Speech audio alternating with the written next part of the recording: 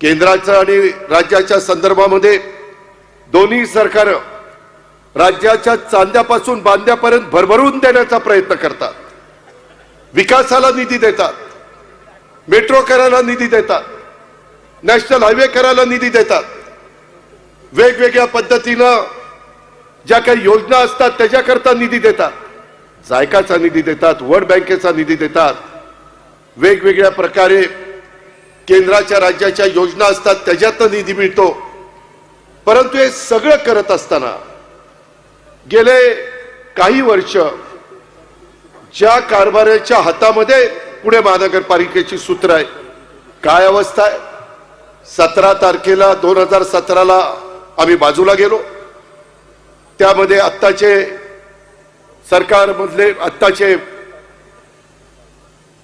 राज्यकर्ते पुणे महानगरपालिकेमध्ये इथं आले। केंद्राचा राज्याचा दोष नाही, पण इथल्या त्रिमूर्तींचा दोष आहे। काय कारभार केला।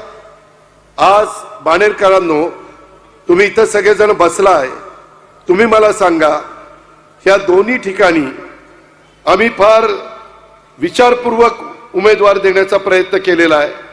आज ह्या दोन्ही प्रभागात नव्हे तर पुणे महानगरपालिकेमध्ये ट्रॅफिकची समस्या आहे का नाही आहे। त्याला जबाबदार कोण। पुणे महानगरपालिकेचं काम नव्हतं का।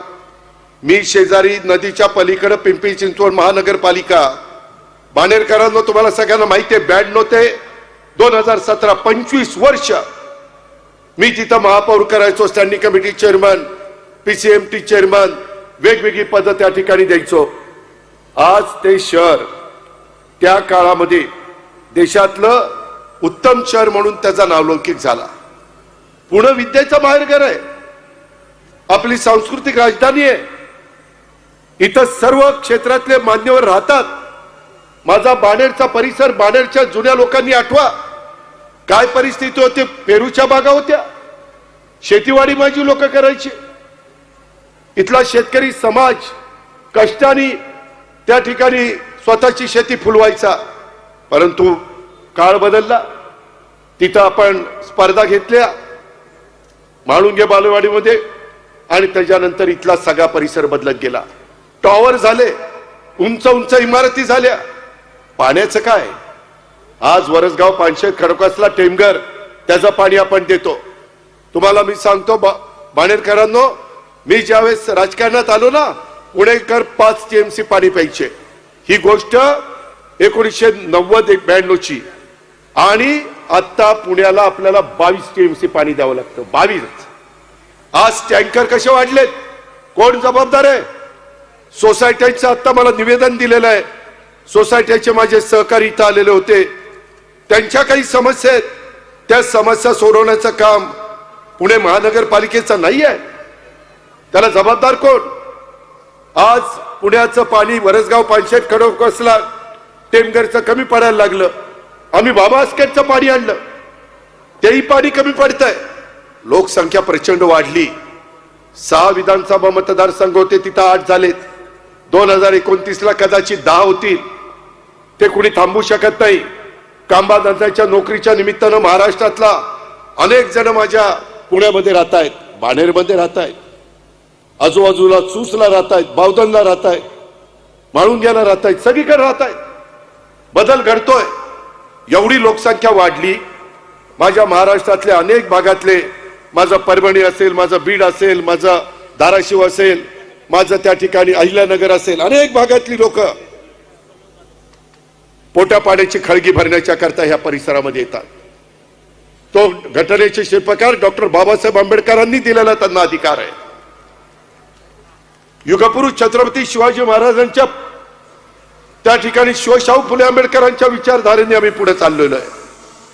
आम्ही जाती जातीमध्ये, धर्मामध्ये तेढ निर्माण करू इच्छित नाही। सगळा समाज आपला आहे। युगपुरुष छत्रपती शिवाजी महाराजांनी हिंदवी स्वराज्याची स्थापना करत असताना 18 पगड जाती, 12 बलुतेदारांना बरोबर घेऊन हिंदवी स्वराज्याची स्थापना केली। हा इतिहास कोणी विसरू शकत नाही। मग असं असताना काही चांगल्या कार्यकर्त्यांना संधी देऊन त्या भागाचा कायापालट करायला नको। याच्यामध्ये मगाशी मी त्या अमोल बालवडकरचं भाषण ऐकत होतो. काय चूक आहे त्यांची? उद्याच्याला एखाद्या कार्यकर्त्यांनी एखादी मागणी केली आणि ती आपल्याला देता आली नाही तर चार गोष्टी समजून सांगता येतात.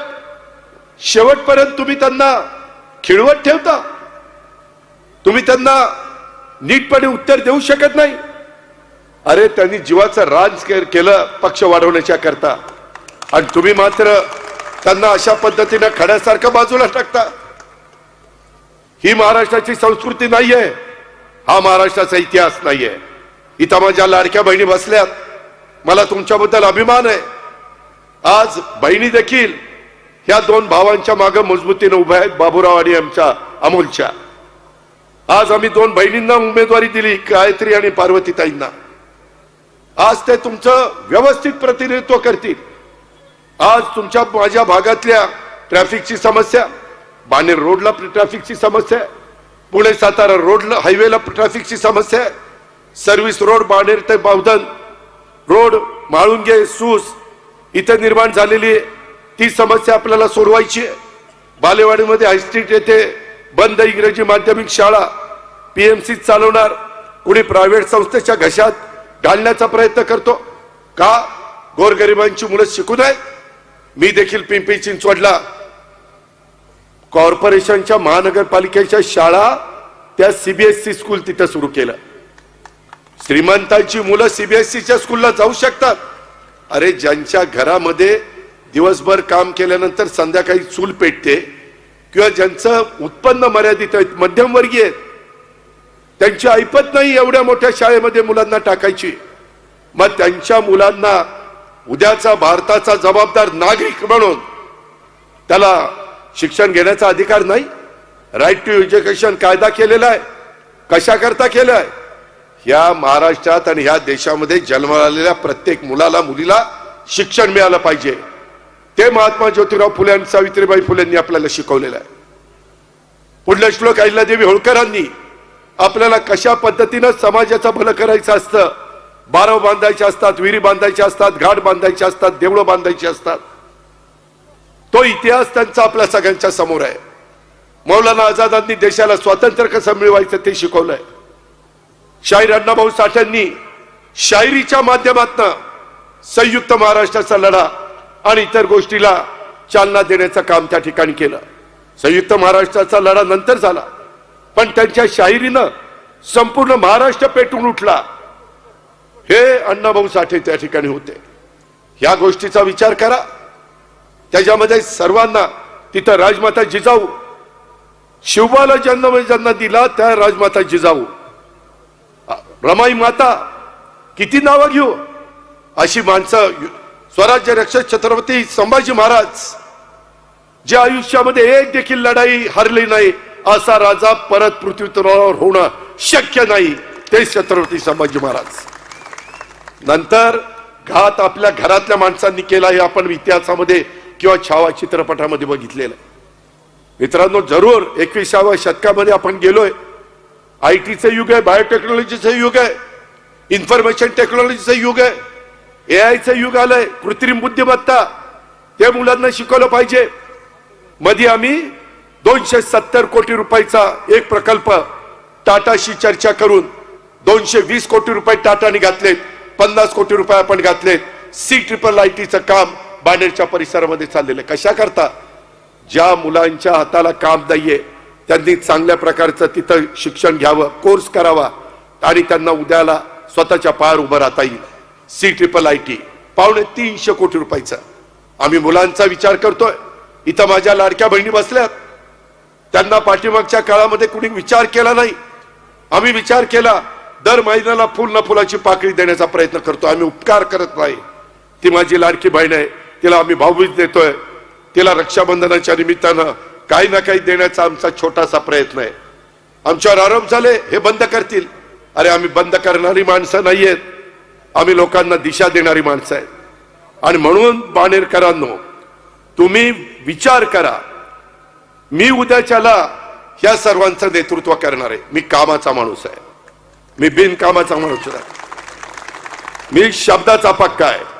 मी थोडासा कडक असेल पण विकास कामाकरता कडक आहे. तुम्ही बघा पिंपरी चिंचवड मधले रस्ते, फ्लायओव्हर, बाकीची कामं कुणालाही जाऊन विचारा कुणाच्या काळामध्ये झाली का. मधल्या 9 वर्षामध्ये इथं जी कामं रेंगाळली, किती दिवस मेट्रोची कामं चालली, ट्रॅफिकच्या समस्या सोडवायला नको. नदी सुधार कार्यक्रम का गतीनं होत नाही, का आपल्याला अधिकचं पाणी मिळत नाही. मी प्रयत्न करतोय मुळशीचं पाणी आणायचा. तुम्ही म्हणाल दादा तुम्ही पालकमंत्री आहे, मी पालकमंत्री म्हणून जी माझी जबाबदारी ती पार पाडण्याचा प्रयत्न मी केलेला आहे. पण मला पुणे महानगरपालिकेच्या ह्या सगळ्या माझ्या सहकारी मित्रांनी साथ दिली तर महानगरपालिकेला संविधानाने, घटनेने, कायद्याने वेगळा अधिकार दिलेला आहे. त्याच्या संदर्भात कुठं आरक्षण टाकायची, कुठं स्मशानभूमी, कुठं दफनभूमी, कुठं त्या ठिकाणी वेगवेगळी उद्यानं, कुठं क्रीडांगणं, कुठं त्या ठिकाणी वेगवेगळी समाज मंदिरं, कुठं त्या बाबतीमध्ये कचऱ्याची विल्हेवाट लावण्याच्या करता आधुनिक पद्धतीच्या तंत्रज्ञानाचा वापर, ह्या गोष्टी बघायला नको. हे कुणाचं काम आहे. केंद्राने भरभरून दिलं, राज्यांनी भरभरून दिलंय, ते कुठं कमी पडले नाही. पण इथली लोक कमी पडली. इथं ज्यांच्यावर जबाबदारी होती ते कारभारी लोक कमी पडली. म्हणून उद्याच्या 15 तारखेला कारभारी बदलायचा.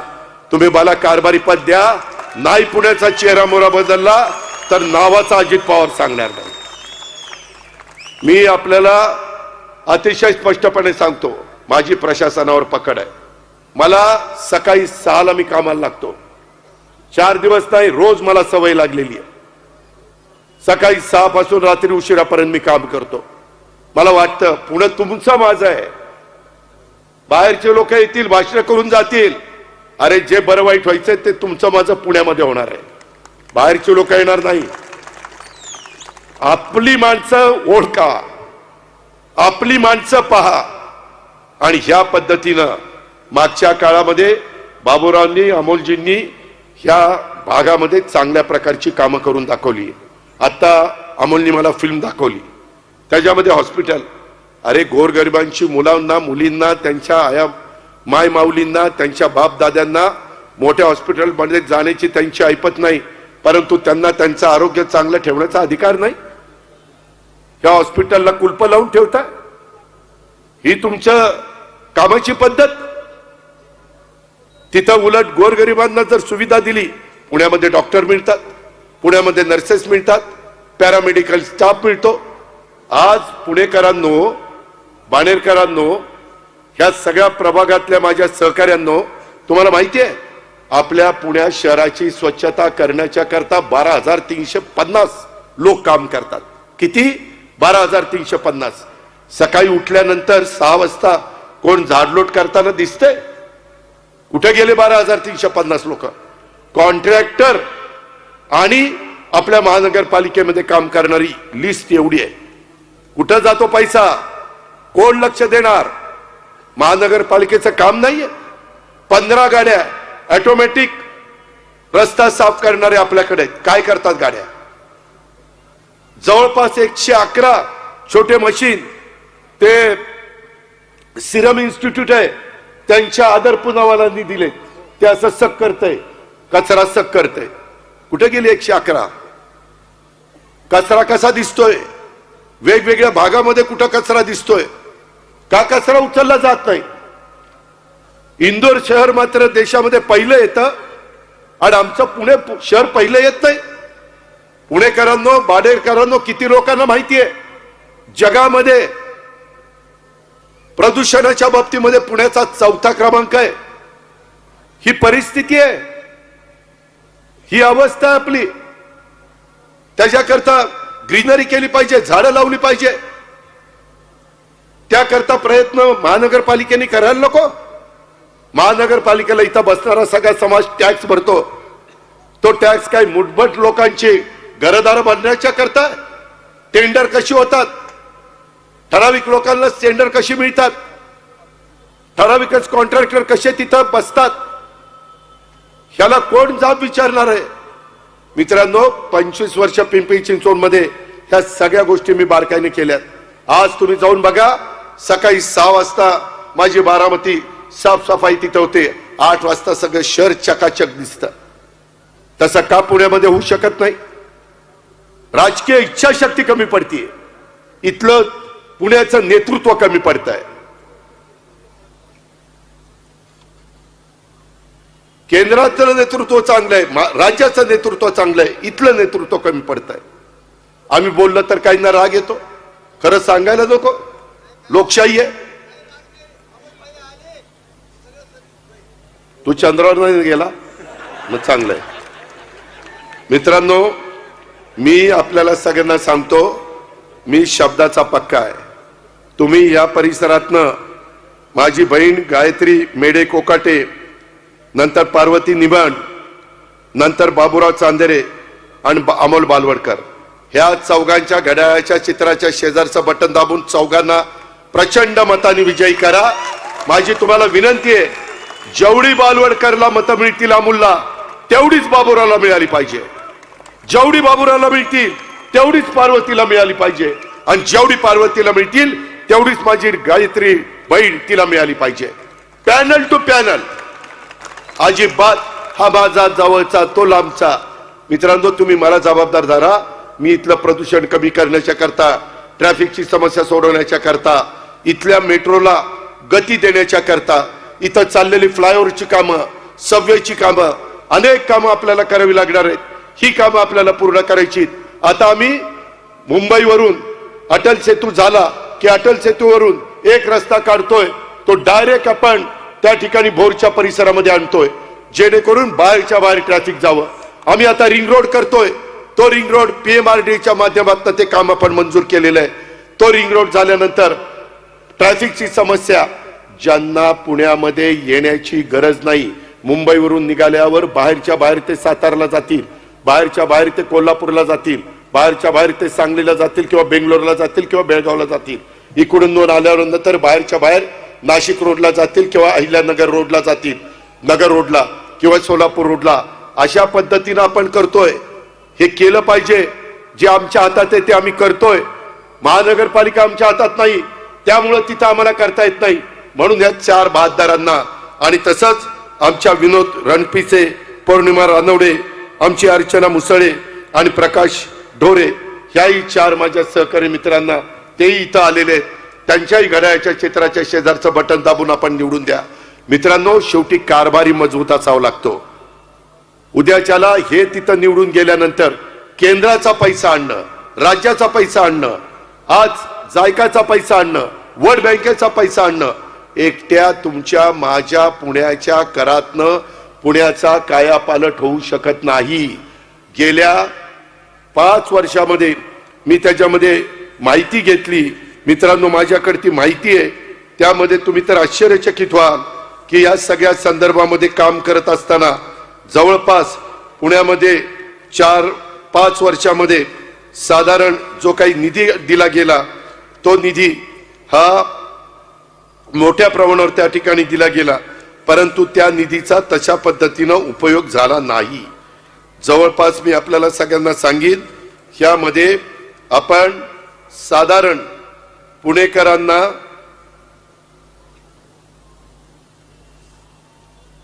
जो काही निधी दिला गेला तो साधारण 1130 कोटी रुपये. पुण्यातले रस्ते करायचे आणि निधीची कमतरता आहे का?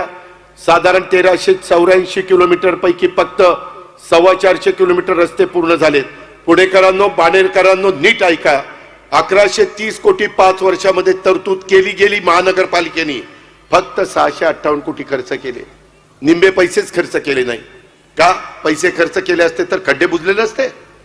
पुणेकरांची त्या ठिकाणी माना मोडायच्या राहिल्या नसत्या. पुणे खाच खळग्यामध्ये गेलं, ह्याला जबाबदार कोण? का तुम्ही पैसे खर्च केले नाही? पैसे असताना तुम्ही पैसे खर्च करू शकत नाही. नियोजन शून्य कारभार, त्यामुळे हे घडलं. त्याच्यामध्ये टॉम ट्रॅफिक सर्वे झाला. जगातील 501 शहरांचा अभ्यास. ट्रॅफिकची अत्यंत खराब अवस्था असणाऱ्या शहरांच्या मध्ये पुण्याचा 4था क्रमांक लागतो. ही अवस्था कुणी आणली? महानगरपालिका जबाबदार नाही. त्याच्यामध्ये मी जसं तिथं सबवे, किंवा मी तुम्हाला खात्री देतो बाणेरकरांनो, मी तुम्हाला खात्री देतो बाणेरकरांनो, तुम्ही माझे घड्याळाचं चित्र, काही ठिकाणी तुतारीचे चित्र घेऊन उमेदवार उभे आहेत. आम्ही अनेक जण त्या ठिकाणी उमेदवार दिलेले आहेत, त्यांना तुम्ही निवडून द्या. मी ह्या कचऱ्याच्या संदर्भातला निर्णय घेऊन दाखवतो. तो कचरा तिथनं दुसरीकडं जिथं लोकांना त्रास होणार नाही अशा ठिकाणी ह्या गार्बेज प्लांट हलवण्याचं काम, हे हटवण्याचं काम देखील मी त्या ठिकाणी करीन. पाणी पुरवठा, समान पाणी पुरवठा योजना, त्याच्यामध्ये 2,818 कोटी रुपयाला मंजुरी दिली. काय कमी पडतंय ते सांगा, आम्ही द्यायला तयार आहोत. त्याच्यामध्ये ऑक्सिजन, काही काही ठिकाणी तर मला फोन यायचे रात्री 2-2 वाजता, दादा आम्हाला ऑक्सिजन पाठवून द्या, ऑक्सिजन नाही आला तर माणसांना काय द्यायचं आम्हाला कळणार नाही.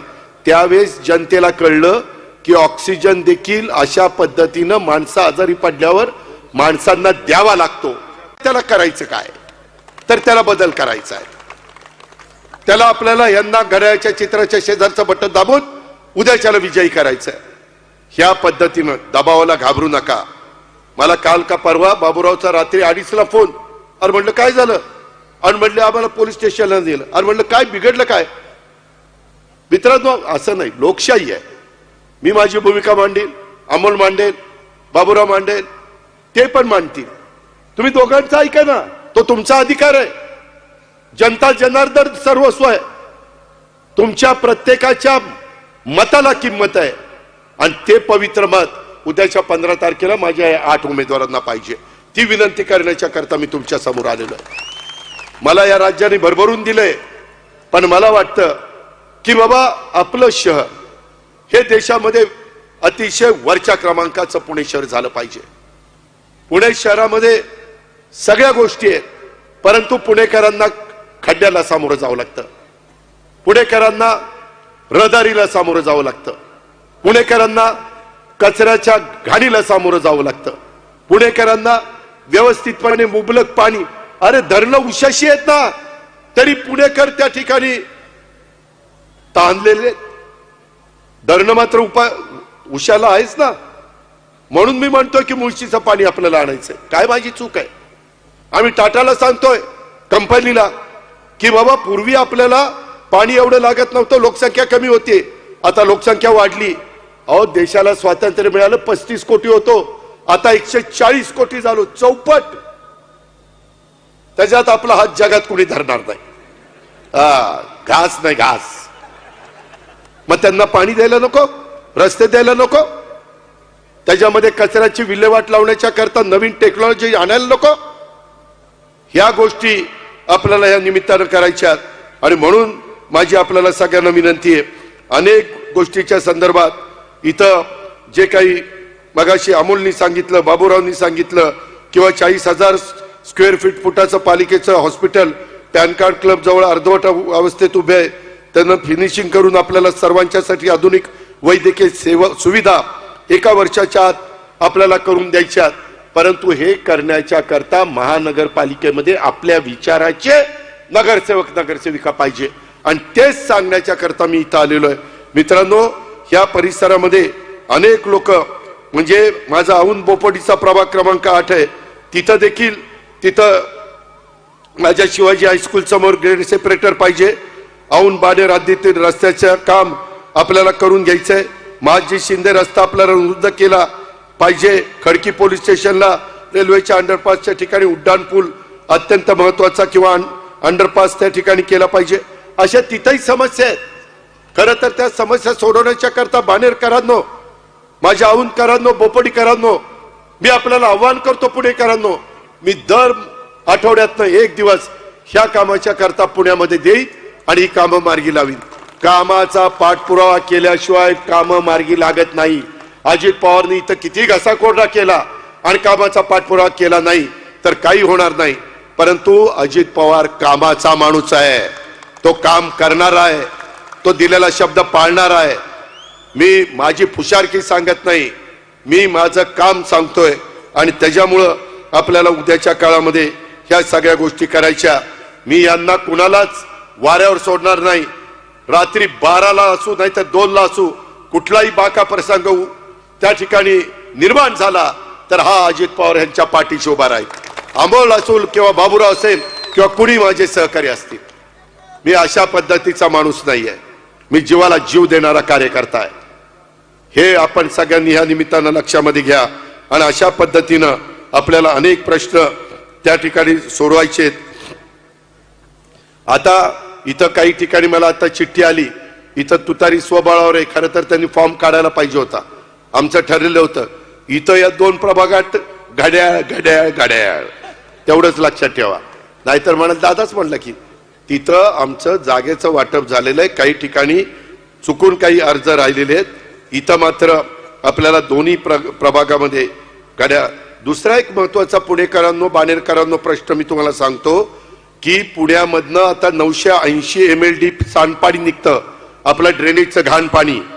फक्त 477 MLD सांडपाणी शुद्ध करलं जातं आणि त्याच्यामध्ये बाकीचं सगळं पाणी तसंच नदीला जात आहे.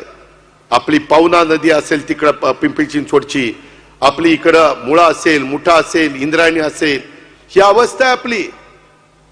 ही आपली अवस्था आहे. हे करायला नको. जर पुणेकरांना चांगलं धरणातलं पाणी प्यायला मिळतं तर खाली माणसं राहत नाही, काही जनावरं राहतात.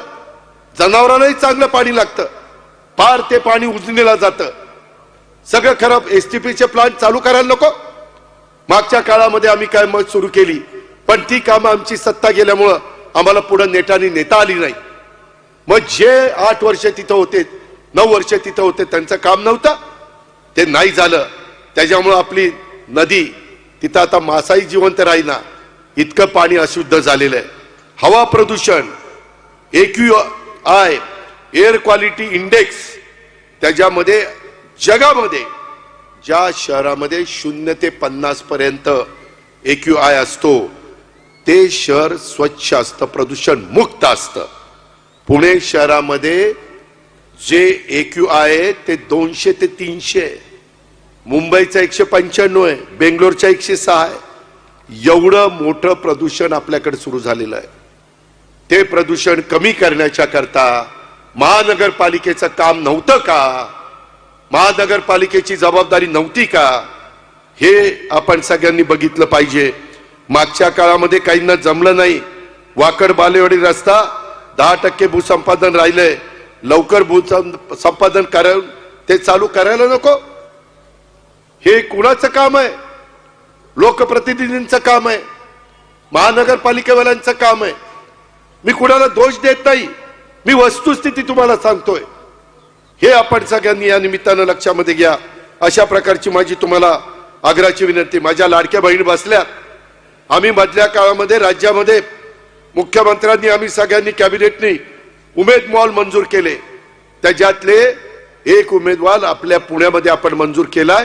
का तर बचत गटातनं माझ्या लाडक्या बहिणींनी, माझ्या माय माऊलींनी त्या ठिकाणी काही वस्तू बनवल्या, खाद्यपदार्थ बनवले, त्याला बाजारपेठ मिळण्याच्या करता त्यांना उमेदवार पाहिजे. भीमथडी जत्रा आम्ही भरवतो. कशा करता भरवतो? ज्या महिला वेगवेगळ्या पद्धतीनं खाद्यपदार्थ आणि वस्तू करतात त्याला बाजारपेठ मिळावी. 8 दिवस कधी लाखोची गर्दी असते का नाही? समाजाच्या करता काय काय आज अमोलनी, बाबूरावनी 5 वर्ष, गेले 8-9 वर्ष सातत्याने कार्यक्रम घेतले. वेगवेगळ्या प्रकारे दिवाळीमध्ये कार्यक्रम, सतत कार्यक्रम चालतात. कशा करता? एक समाजाची बांधिलकी आपण काहीतरी लागतो. ही बांधिलकी डोळ्यासमोर ठेवून हे आमच्या जीवाभावाच्या सहकाऱ्यांनी आपल्या इथं काम केलंय. आम्ही त्याच्याकरता उद्याच्या 15 तारखेला मतांचा जोगा मागायला आलेलो आहे. ते तुमच्या हातामध्ये आहे. बाहेरची लोक पण खूप इथं मोठ्या प्रमाणावर आहेत. त्यांना पण मला सांगायचं आहे की या संदर्भामध्ये आम्ही युवकांच्या करता काम करतोय, महिलांच्या करता काम करतोय, परंतु पुणे महानगरपालिका आमच्या विचारांच्या लोकांच्या हातामध्ये नसल्यामुळं हे काही प्रश्न आम्हाला त्या ठिकाणी सोडवता येत नाही. आणि म्हणून माझी तुम्हाला सगळ्यांना विनंती आहे की हे जे काही वेगवेगळ्या प्रकारचे प्रश्न आहेत, पिण्याच्या पाण्याचा आणि अनेक प्रकारचे जे काही प्रश्न आहेत ते सोडवण्याच्या करता माझं तुम्हाला सगळ्यांना सांगणं आहे. सोसायटीचे प्रश्न अनेक आहेत. ब्लू लाईनचा प्रश्न आहे, म्हणजे रेड लाईनचा प्रश्न आहे. आपल्या इथंच नदी जाते. बऱ्याचशा ठिकाणी ओढे नाले बुजवले गेलेले आहेत, अडवले गेलेले आहेत, कमी रुंदीचे केले गेलेले आहेत. उद्याच्याला निसर्गाने ज्यावेळेस ही वसुंधरा तयार केली त्यावेळेस पाऊस पडला तर जर पाणी जायला जागा नाही राहिली तर पुन्हा पाण्यामध्ये जातं. ते पुन्हा पाण्यातनं आपल्याला बाहेर काढायचंय. त्या ओढे नाले ते जे काही प्रवाह आहेत ते आपल्याला मोकळे करायचे आहेत. त्याकरता मजबूत त्या ठिकाणी कारभारी तिथं पाहिजे. मजबूत महानगरपालिकेमध्ये काम करणारी लाडक्या बहिणींची आणि भावांची आणि मुलांची टीम आपल्याला पाहिजे. ती टीम आम्ही घेऊन आलेलो आहे. ही कामाची सगळे उमेदवार आहेत, ही कामाची माणसं आहेत. आणि म्हणून उद्याच्या 15 तारखेला बऱ्याच काही गोष्टी इथं घडतील. वेगवेगळ्या पद्धतीनं कदाचित प्रलोभनं दाखवली जातील, परंतु कुठल्याही प्रलोभनाला आपण कृपा करून त्या ठिकाणी बळी पडू नका, अशा प्रकारची माझी विनंती आहे.